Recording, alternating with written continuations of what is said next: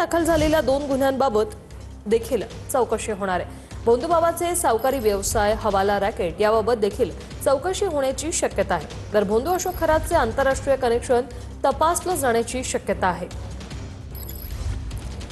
चंदन पुजाधिकारी आमचे प्रतिनिधी आपल्या सोबत थेट जोडले गेलेले आहेत। चंदन, काय माहिती? खरं तर उद्या भोंदूबाबा अशोक खरातची पोलीस कोठडी संपते आहे आणि उद्या त्याला पुन्हा एकदा न्यायालयात हजर केलं जाणार आहे। त्याच्यामुळे आजचा 10वा दिवस चौकशीचा जो आहे तो अत्यंत महत्त्वाचा आहे। आपल्याला माहिती आहे काल मध्यरात्रीच्या सुमारास आणखी 2 गुन्हे जे आहेत ते भोंदूबाबावर दाखल झालेले आहेत। त्याच्यामुळे एकूण गुन्ह्यांची संख्या आता 10वर पोहोचलेली आहे। या संपूर्ण 10 गुन्ह्यांचं रेकॉर्ड तयार करायचं आहे। नवीन तपास जो आहे तो घ्यायचा आहे।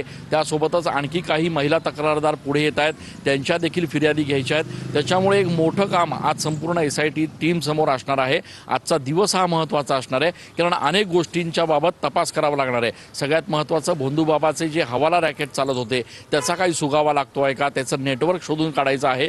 त्यासोबतच त्याच्या संदर्भातले आणखी काही लैंगिक अत्याचाराची प्रकरणं देखील समोर येत आहेत, काही आर्थिक व्यवहाराचे विषय समोर येत आहेत। या सगळ्याचा आढावा घेऊन आता SITचं पथक जे आहे ते पुढचा तपास करत आहे आणि त्याच्यामुळे आजचा 10वा दिवस तपासाचा हा सगळ्यात महत्त्वाचा असणार आहे। उद्या भोंदूबाबा अशोक खरातला पुन्हा एकदा न्यायालयात हजर केलं जाणार आहे। धन्यवाद चंदन, तुम्ही दिलेल्या या माहितीसाठी।